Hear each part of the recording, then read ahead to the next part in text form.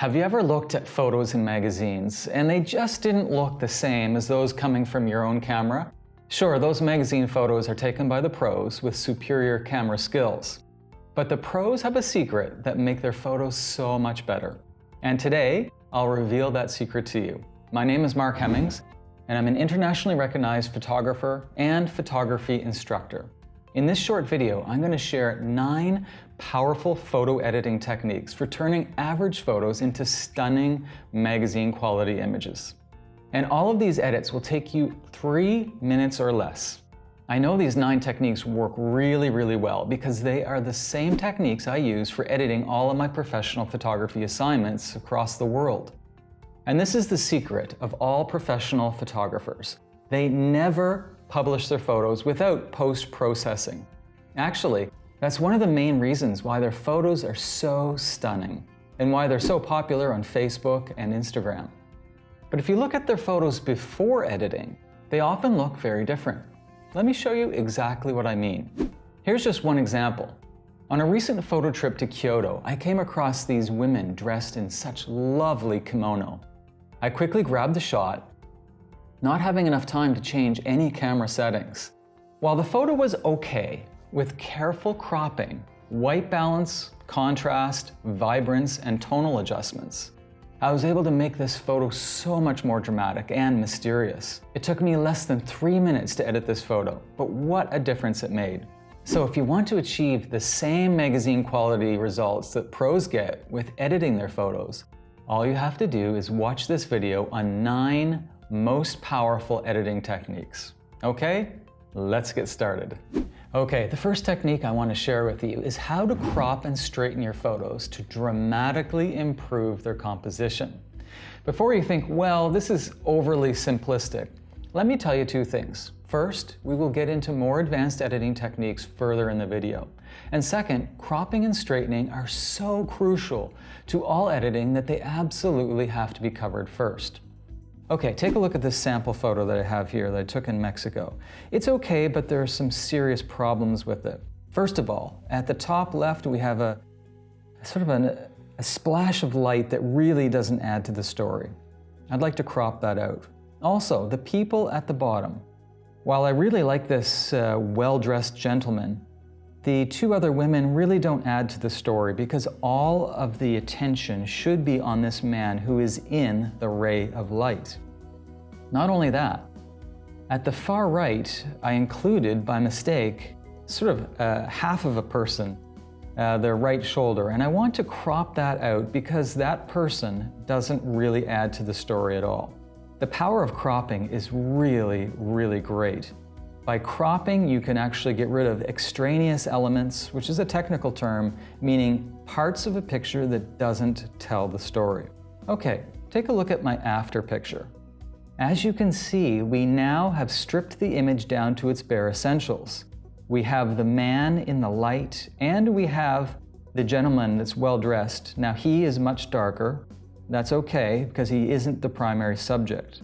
However, I feel I have a much stronger picture now that I've cropped and only retained the most important elements. Now, I did all of this in Lightroom in less than 3 minutes.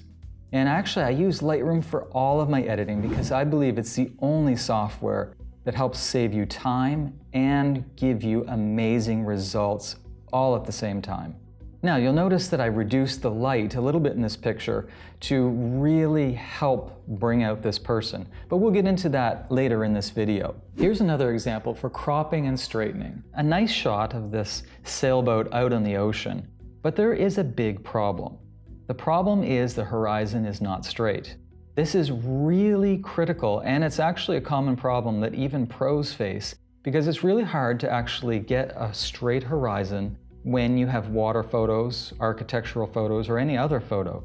However, with this corrected photo, plus a little bit of enhancement of the setting sun, we get a really strong end result. I really like this photo. Okay, in this technique, I want to explain how altering shadow areas and highlights can radically add drama to your pictures. To demonstrate this technique, I've opened this photo that I took in Kyoto, Japan in Lightroom. While it looks okay, there's a big problem. As you can see, the shadow areas are really pixelated. There's so much what we call digital noise. It really doesn't look good.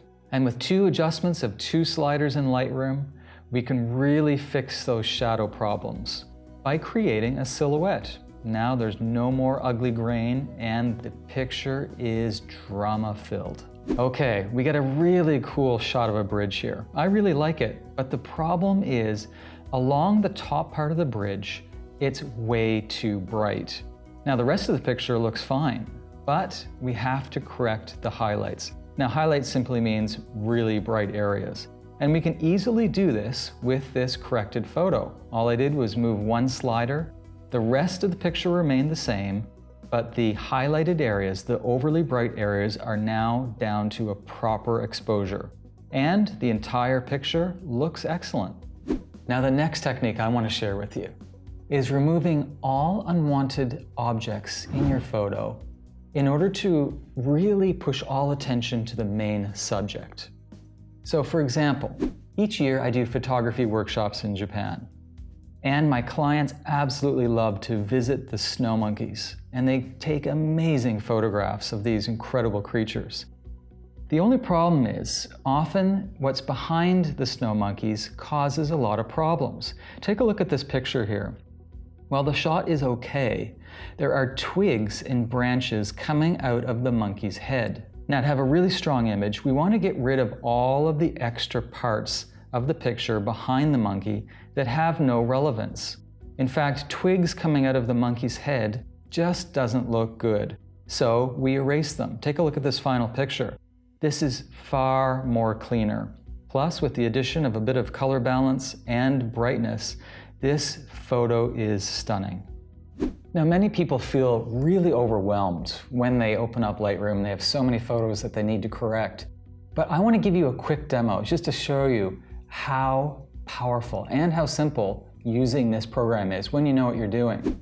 Okay, so I have this cupola, this great ceiling shot, but in the middle is an electrical outlet that I want to get rid of just to make this a bit cleaner.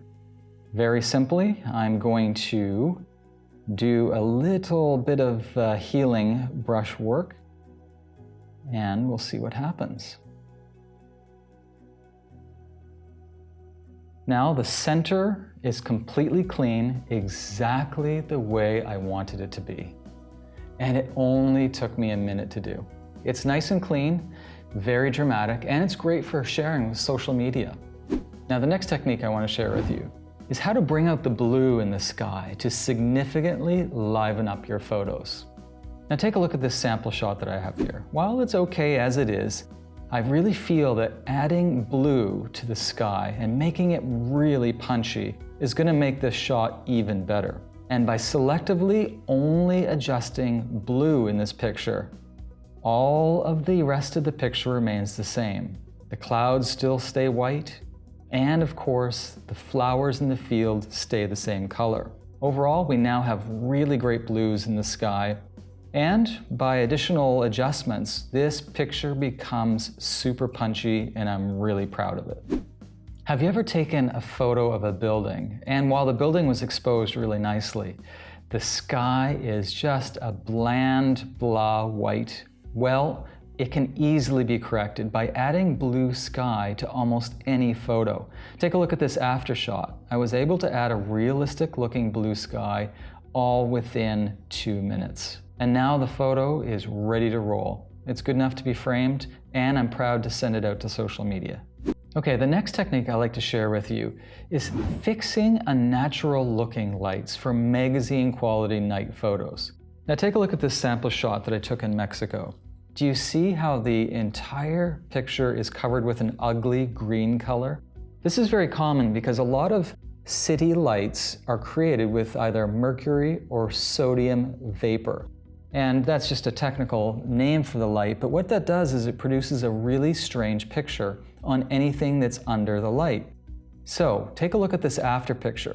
I corrected the color really quickly. In fact, it only took less than a minute. And now I have a more realistic looking picture. The people look good. The facades of the old classic buildings look much better. Really happy with this shot now. Now, I absolutely love night photography. But the problem is, whenever we want to illuminate objects on the ground like trees, well, we usually use our car headlights or other forms of illumination. But these types of lights usually create a strange color to whatever we're illuminating. So by changing the white balance slider, I'm able to get a more accurate look to whatever I'm photographing. And the stars in the background still remain excellently exposed and color balanced. Okay, in this next technique, I like to show you how adjusting only one color of your picture can create dramatic black and white photos. Let me give you an example. I have this really great European street scene up here. It's very colorful, has a deep blue sky. And if I change this to black and white, just the normal default black and white, the picture's okay, but it doesn't really have the drama I'm looking for. Now, can you see how rich the blue sky is? If I manipulate only the blue area of the picture, I can adjust the brightness or darkness of the sky to make this very drama-filled. For example, I'm going to only adjust in this black and white the blue areas so the sky almost becomes black. Now, I really love the drama of this black and white photo. Now, this next example is pretty similar to the one before, where we have a sort of a decent color shot, but in black and white, we can adjust only one area to make it very dramatic. For example, I really want a nice, shiny, bright water, but I want the cloudy sky and the shed to remain untouched. Well, we can do this by only adjusting the water. And we end up with a high contrast, really dramatic black and white. And often for black and whites, what we're going for is a contrasty, punchy image where we have high highlights, that means very bright areas, and we have dark shadow areas. This looks absolutely great. This next technique is all about using selective color adjustments for vibrant landscape photos. Take a look at this sample shot that I have. It's a really beautiful European cityscape. Now, a lot of the times you'll be doing landscapes similar to this. Cityscapes with green trees and blue water, blue sky. However, you don't always want to just increase saturation, which is color brightness, altogether. That can actually look terrible. However, if we want to only make the trees greener and only want the blue sky and the blue clouds to be bluer, we can easily do this. Take a look at the results. The blues are great and the greens are great just by selectively choosing only to adjust one certain color at a time. Okay, now let's go to this picture, this winter scene. Now, I really like the center of this picture, this old classic building. However, because the rest of the picture is blue, I would like to make this building pop out. Now, by selecting only the color of this building, I can actually get results like this. The remainder of the picture, the bluish area, still remains the same. However, the building comes alive and it becomes far more vibrant and reddish. It's exactly what I wanted. I have a really cool technique for you now. You can take average looking portraits and give them sort of a movie poster look. Take a look at these examples. Don't you think they look really striking? This effect always stuns people when the image is shared on social media and they want to know how I did it. Actually, my secret is quite simple and I'll share it with you now. Okay, so we have this really nice normal portrait here. It's kind of what would come out of your camera. But what we're going to do is give it sort of that DVD cover movie poster look that's quite popular. So I'm going to make some adjustments. And with the simple and very quick slider adjustments, I can actually transform this picture from a standard and good-looking shot to a graphic shot that really looks good.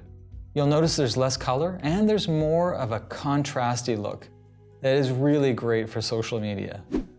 In this next technique, I want to show you how to get really stunning landscapes by removing what we call haze. Now, haze is a result of ultraviolet light. It's called UV haze, and it can really reduce the impact of your landscape photos. Okay, let's take a look at this test shot. It's really cool. It's got dramatic clouds, it's on the water, has an old classic building with a beautiful rainbow, but it still doesn't have the drama that I'm looking for. In order to get the drama I want, I'm going to reduce the ultraviolet haze, or UV haze. So by one quick movement of the slider that actually only takes about 5 seconds, the photo goes from this all the way to this. Now this is drama. I absolutely love the results of removing UV haze. Okay, let's take a look at another one. Now this is a standard landscape, there's nothing special about it, but can you see there's a slight bluishness? Now UV haze often results in a slight bluish softness that really doesn't look good. But when we remove the bluish haze, we can return the colors back to the normal levels. For example, now with this corrected image, the greens are greens, the yellows are yellows, and we were able to remove the blue altogether. Now an example with my favorite subject, the Japanese snow monkeys, because they were in hot springs where they bathe, there was so much hazy mist in the air, and that's a result of cold air up in the mountains and, of course, really hot water. Often it's really hard to get a shot of the Japanese snow monkeys because of all of the haze. But with a simple movement of a slider, I'm able to absolutely correct this image, bring out the colors of the snow monkeys' faces, and we have a good, crisp, clear, award-winning shot. Don't forget that colors really pop out when you remove the UV haze. As you see, the techniques I shared with you are extremely powerful, and once you start using them, they'll dramatically improve your photos, like it does for the pros who use them. And while I showed you all of the techniques, and you know it's best to use Lightroom for them, you probably wouldn't know how to get the same results for your photos in Lightroom by yourself. And that's totally okay. It actually took me about 6 months of research and hard work to master Lightroom. And I'm a technical guy, and I had help from my professional photography friends. So if you have a lot of time and you're really good with technology, you can probably figure out Lightroom by yourself. But I wanted to create an easier solution for people who wanted to improve their photos right now. And that's why I created Lightroom Editing Mastery, which is the only online course that shows you how to turn average photos into stunning magazine quality images in 3 minutes or less. This course covers all the editing techniques we talked about today. So when you sign up today, you'll know how to create all of the edits you saw in this video. Now I have to warn you that Lightroom Editing Mastery always sells out quickly, and registration will only stay open for a few more days. So if you want to find out more about the course, you should do it right now while the registration is still open. So click on that big yellow funny looking button below this video, and it will take you to the next page where you can learn more about Lightroom Editing Mastery and see if the course is a good fit for you before the registration closes in just a few days. So click on that yellow button below and I'll see you on the next page.